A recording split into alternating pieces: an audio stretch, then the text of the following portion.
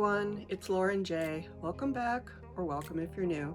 I like to do get ready with me style videos using products that are new to me, or just need a little bit more love in my collection. Today I'm going to use some of my favorite holiday makeup, use the Chanel Holiday palette, and just do a nice little look for the upcoming holiday.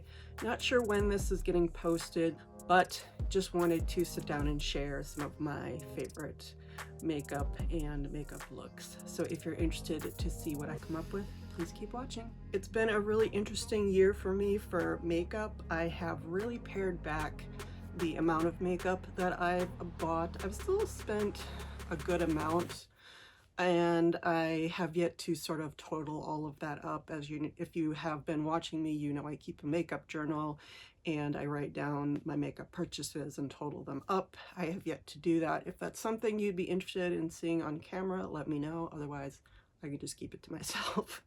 But it's not an insignificant amount because I do tend to like luxury makeup. Not that I don't love affordable makeup. I have just tended to invest in bigger purchases recently, although I have really slowed down on that. At least I think I have. I did buy the Danessa Myricks Lightwork Freedom palette, which is a beautiful palette and I'm still having fun with and playing with. I did buy the Byredo Holiday palette, which I have been using and have been having so much fun wearing. And I also picked up the Chanel Holiday palette. I actually picked up two holiday palettes because I picked up one of the 9 pans from Chanel, but this was the Le Citron from the holiday, and for some reason I keep saying it backwards. It is Nuit Astrale, not Astrale Nuit. I don't know why I can't get that into my head properly, but it is Nuit Astrale. And like all of my favorite palettes in the world, it has a very nice blue tone to it. It's mostly purple and gray, but it has that beautiful blue color right there. So I have really been enjoying this. Haven't used it as much as I would like, just because, like I said, Danessa Myricks and Byredo are also getting my attention. But I wanted to go through and just do a real quick look for the holidays that is blue based, mostly using Chanel products. I will say I have already done my base makeup using a lot of non-Chanel products. So I am wearing primer, I am wearing eyeshadow primer, I have my brows done, concealer, skin tint, and I do have some highlighter and some blush on. Just a lot of my basics that I've shown 100 times before that you really don't need to see. But anyway, let's get into the eye look. So what I'm going to start off with is one of my favorite products from recent years from Chanel, and this is Nuage Bleu. This came out in, I think, 2023 or 2024, and this is one of the Stylo Ombre et Contour. So it is the larger crayon-like eye product, and you can use it as a multi-use. You can use it for liner, you can use it for full shadow, and I like to use this as a base. Like I said, I am wearing the Juvia's Place eye base right now, so I'm going to start with this and lay this down.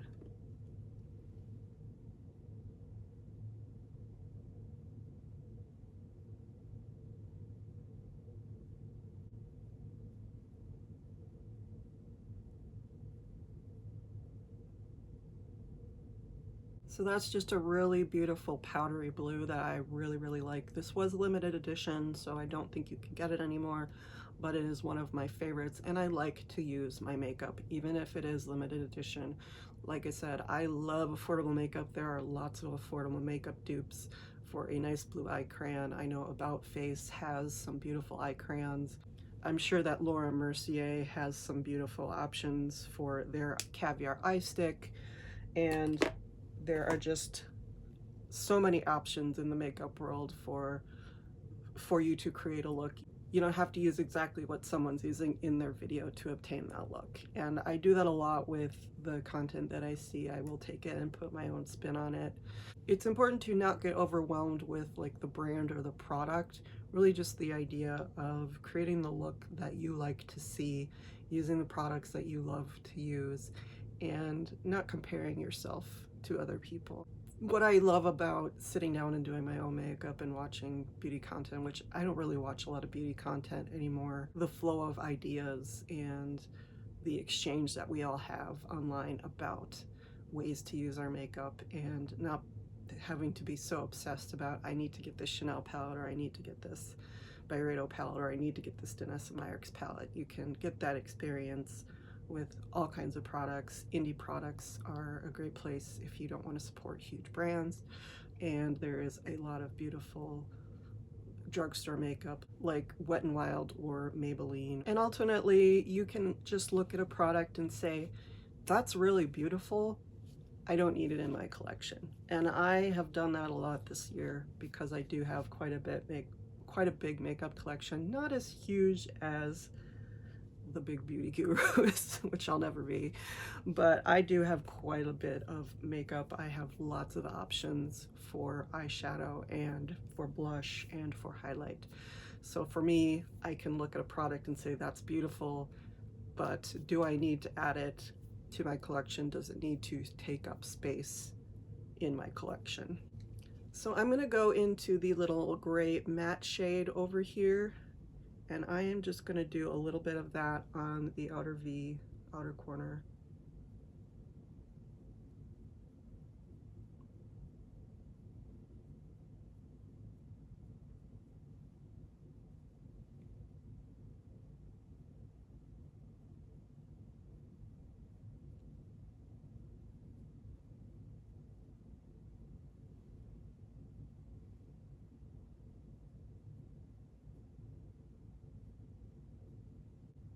And you can see how that gray turns almost a little bit blue on top of that beautiful crayon. Now I am experiencing a little bit of redness lately. I don't know, I've been having some kind of skin issue as per usual. I don't know what it's from, but I do have a few red spots and things, so we just deal with it and we move on. And I'm gonna go into that beautiful blue shade here. No, it's not a true blue. I mean, it is a beautiful shimmery duochrome blue, but it is not as impactful as it is in this pan. It is much more translucent, and I think that's perfect for layering on top of this color. And as you can see, it just adds that extra level of dimension on top of that more turquoise color.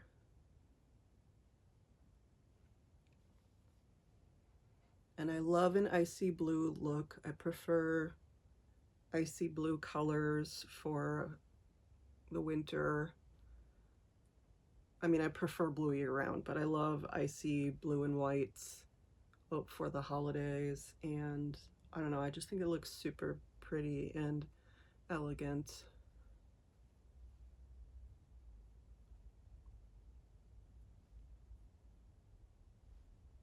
Then I am going to go in and do some liner. This is the Stylo in Marin.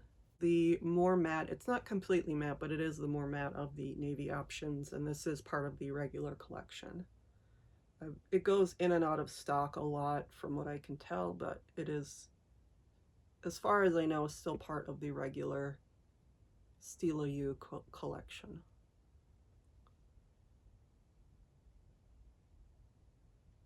Then I'm going to go in and add my Chanel Noir Allure mascara. So just to add a little bit of pink to my cheeks, I'm going to go into the Beiges. This was from the Healthy Winter Glow collection. Again, limited edition, can't get it anymore, but I like to use my limited edition products. I don't think they should just sit on a shelf and never be seen again. And this is in Rose Polaire. Again, I am wearing the Danessa Myricks Unbothered Lowlighter already, and as well as a Chanel highlighter from the LeBlanc collection from earlier this year. I'm wearing that sort of highlighter, Fluid and Luminor, but this is the Rose Polaire. I'm just going to be going in with the brush, just a really beautiful bright pink color, which I think just adds some extra cheer for the holidays. You know me, guys, I am all about holiday cheer, right?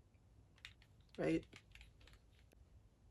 It's just a beautiful glowy color, and I thought that it would just sort of amp up the lowlighter a little bit. I have been really loving the Yummy, the Blurring Balm Powder, the Yummy Skin Blurring Balm Powder Lowlighter from Danessa Myricks.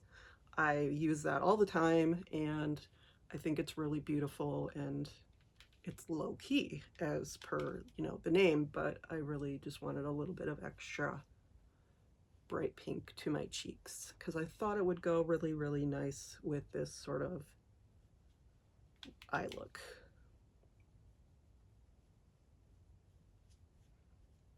And I do think that Chanel released a couple of sort of highlighter slash blush products, sort of blush lighter products for the holidays. Not sure if you can get them anymore, but it seemed like they released them in a peach and a pink. I felt like the one that I had here was, you know, perfectly fine, so I didn't pick either of those up this year. And Chanel also has some really beautiful cheek products that aren't limited edition. Their Balm Essentials are also really beautiful if you like those. And then I'm going to finish it all off with the Rouge Allure. This is also from, I don't think this is limited edition, but this is Alter Ego. This was released, I think, in the permanent collection a few years back, so it was a newer shade, but I don't think it was limited edition. But I know they've gone through their Rouge Allure line a few times and redone it, so who knows. But I love this color because it's a nice deep brownish red.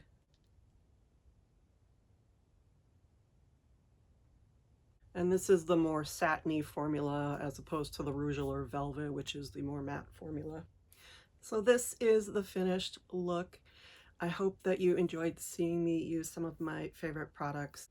I hope that you've enjoyed my content this year. I know I have been a little MIA for a few weeks over the holidays. I am really just reevaluating my channel and my content, and I really do love sitting down and making these videos and talking to the people who comment back. Thank you so much if you are one of the people who subscribes and takes the time to comment, or even if you don't take the time to comment, that you take the time to watch or give a thumbs up.